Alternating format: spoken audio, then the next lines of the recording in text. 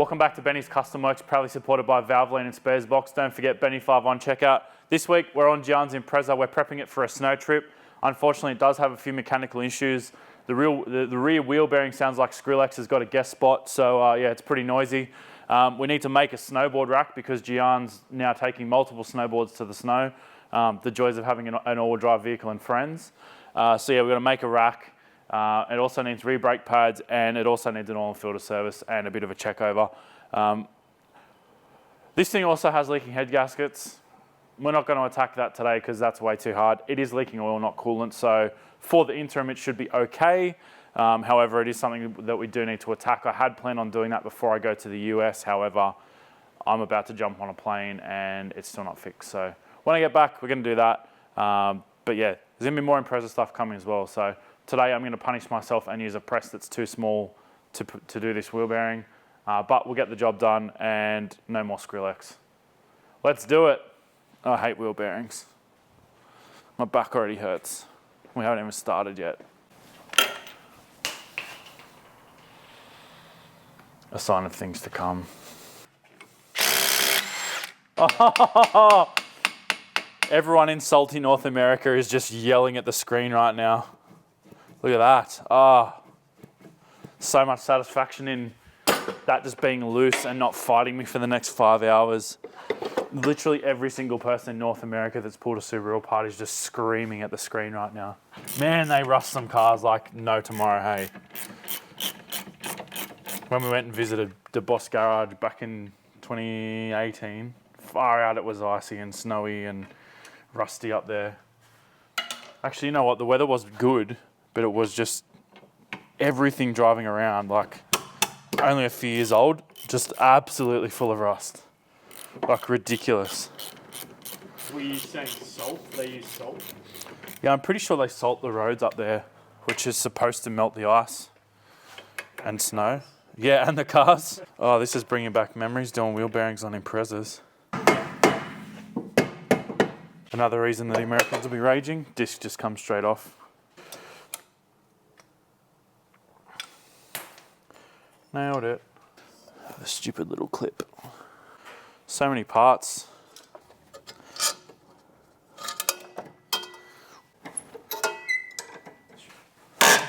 This is another bolt that rusts up on US and Japanese Imprezas. They rust into the hub, and then you just fight it for hours and end up cutting it out and throwing the bolt and the arms and the hub in the bin, and then hopefully find some more that aren't rusty from Nevada or Arizona. Hey, we're back in the game here. Hey, we're out. Yeah, that's gacked. That's a bad one.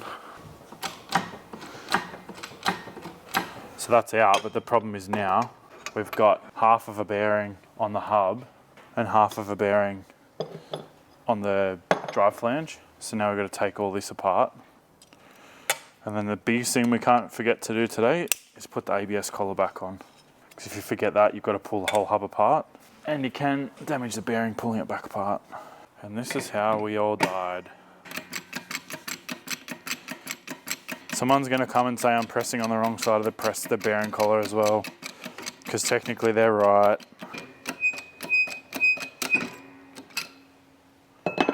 I did mention it before, but I'm going to touch on it again so that no one forgets to put this ABS ring back on when they're reassembling their hub.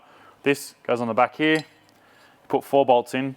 I don't know why there's 4 bolts because there's actually 5 holes on here, but for some reason the OEM flanges are never drilled with the 5th hole. Don't know why that is. Don't have any answer because there's no actual reason for it. It can't be a balance thing. If anything, it's now out of balance, so no idea. But make sure you put it back on because otherwise then you've got to pull it all apart and do it again and probably buy another bearing kit. And make sure you buy a quality bearing too. And then the other stupid thing is you can get resonance in the ring between those 2 mounting points. And potentially the signal could get interfered with, or like there's 10 different reasons to not do that, and then here we are. Two seals on this side. One seals the inner and one seals the outer. No idea why. Yeah, I just pulled the snap ring out. I think we'll get the bearing shell through the bed of the press, if we're lucky.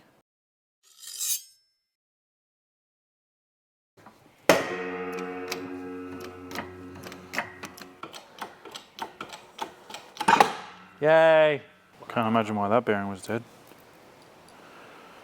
Full kablamo. But the problem is, typically they come with this, like a white lithium grease, and sometimes this is no good. So I like to actually just completely clean the bearing and repack it, because it's very thin. It's almost like it's just so that the bearing doesn't corrode in shipping.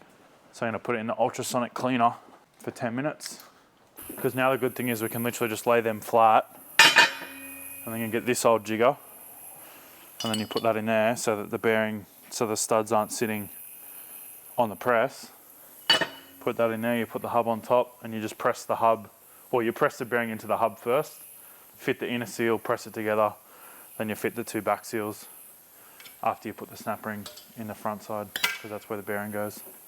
When you're replacing a rear wheel bearing or any wheel bearing on a Subaru, or any car for that matter, make sure you inspect your drive flange, because a lot of the time when the bearing fails, it can actually grab, or the bearing can grab and then spin on the drive flange. This particular one has very minor marring on it. However, I'm not really concerned because there's no wear marks. It's just more of almost like a chatter. So this one's still definitely serviceable. However, I have seen a lot of the times where the inner bearing will grab and actually spin and basically machine a chunk off of this flange.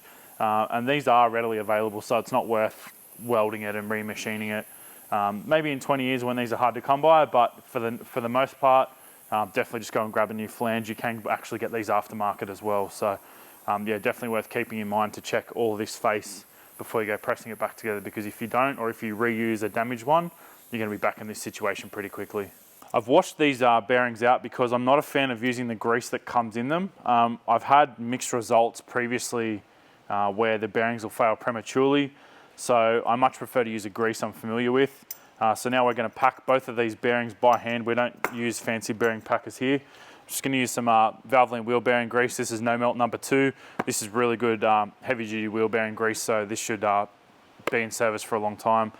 Interestingly, typically you don't repack Subaru bearings like you would a traditional sort of rear wheel drive car. They're not easy to actually pull the bearings out. So if you're going to press the hubs apart for the cost of a wheel bearing kit, I highly recommend just to replace the bearings rather than repack them.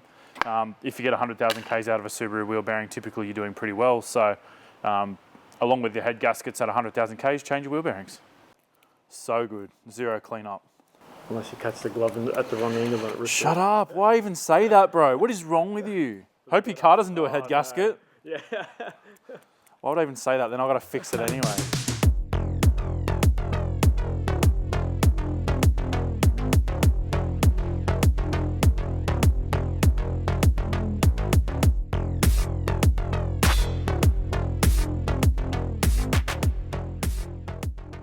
Oh, that's just luscious. The last thing is putting these 2 bastard seals in. We've got the hub completely reassembled. We've got all of our oil seals into the hub except for this last one. Now this is actually basically a dust seal that runs on the CV itself. It's very misleading, and I have seen people get caught out before reinstalling this. To, I guess, the untrained eye, you would assume that the seal actually goes this way facing out with the enclosed face of the seal on the out. However, it actually goes the other way, and this the cup seal actually runs on the CV itself. So yeah, a little bit of a trap for this particular seal, to make sure that you put the taper towards the bearing, not towards the CV, because this lip will actually burn and grab on the CV and just completely destroy this seal, and most likely destroy the inner seal as well. So definitely worth keeping in mind, because yeah, this can go bad pretty quick, and it may undo all of the repair that you've just done by putting a new bearing in it. So definitely worth thinking about when you're putting your Subaru hubs back together.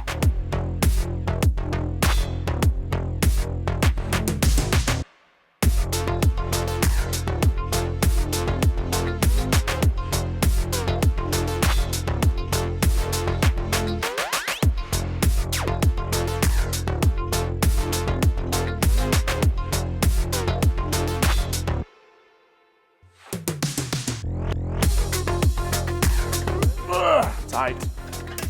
I spanner check stuff. Just because you don't see it doesn't mean it didn't happen.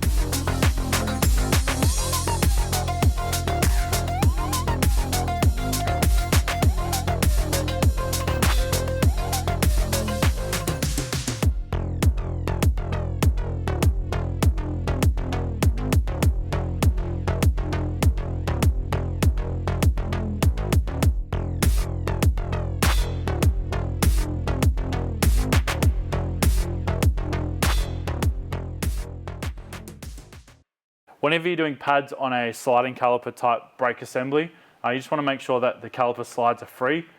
So you can see now that this caliper is sliding obviously without any restriction, much in the same with the bottom.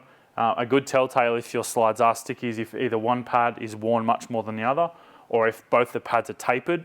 That can mean if they're tapered, one slide is sticky and one is generally free. And if one is worn really badly and one is not, typically both slides are actually stuck. So yeah, you do want to check that. I don't actually re-grease them every single time I do pads on something. If they're nice and free, I normally just pull one out and give it a quick check. Whip this one out now. There's plenty of grease on that there. So I'm of the belief that you don't need to re-grease them every single time as long as they are free and greased. However, some people will go to the effort of cleaning it and greasing it. And in my experience, sometimes they use the wrong grease because a lot of the times these will actually have rubber components inside the slide to dampen it. So you do actually need to use rubber grease, not wheel bearing grease, because if not, that rubber dampener can actually swell, and then that's the leading cause of sticking slides. So yeah, definitely keep that in mind if you are going to re-grease the slides, that you use the correct grease. If your slides do have any rubber componentry at all, make sure you use a rubber grease, because a petroleum grease will actually attack the rubber, swell it up and bind up the slides. So something to think about when you're doing your brakes.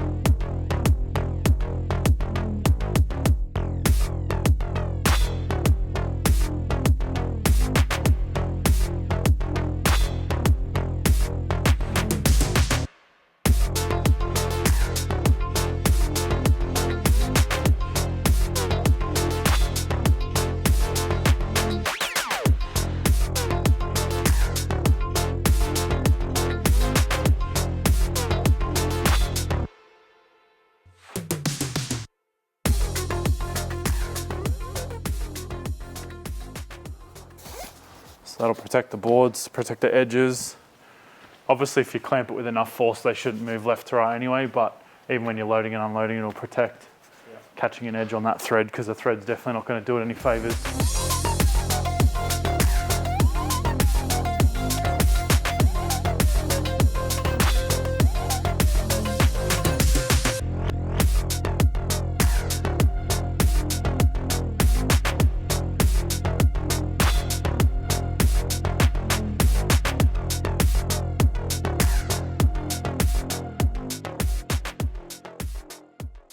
And our budget snowboard rack is complete. I've just finished up these locking nuts.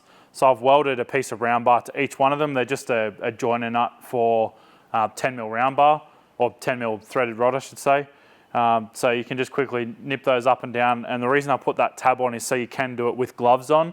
Obviously you lose a fair bit of dexterity with the gloves. So having that fairly large piece sticking out will allow you to handle it much better while you've got gloves on. So throw these on and then it's good to go. One thing it is worth mentioning, however, this is a temporary thing and not designed, I guess, for using it every weekend or whatnot. So there's no locking feature on this. You could modify it and drill through the threaded rod and put a padlock through it per se. But yeah, I guess it just depends what you're after. For this particular setup, we want it to be quickly removable and super low cost. So this whole setup only costs about $30 between all of this, the threaded rod, and then the square tube I had lying around, and 4 hose clamps.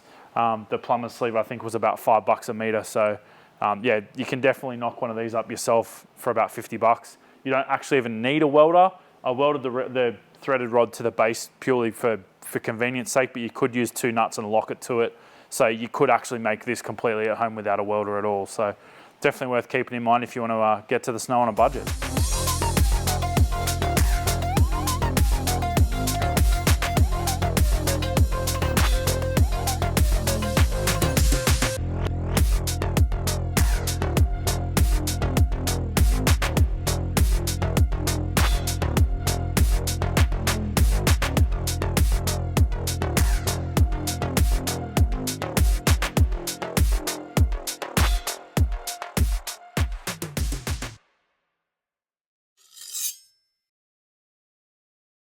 Well, it's another one in the bag. The ever trusty Impreza has now been fixed. The wheel bearing is no longer Skrillex featuring. The rear pads are no longer screaming their head off. And hopefully the snowboards don't blow off on the highway. Thanks for watching, guys. We'll see you next time.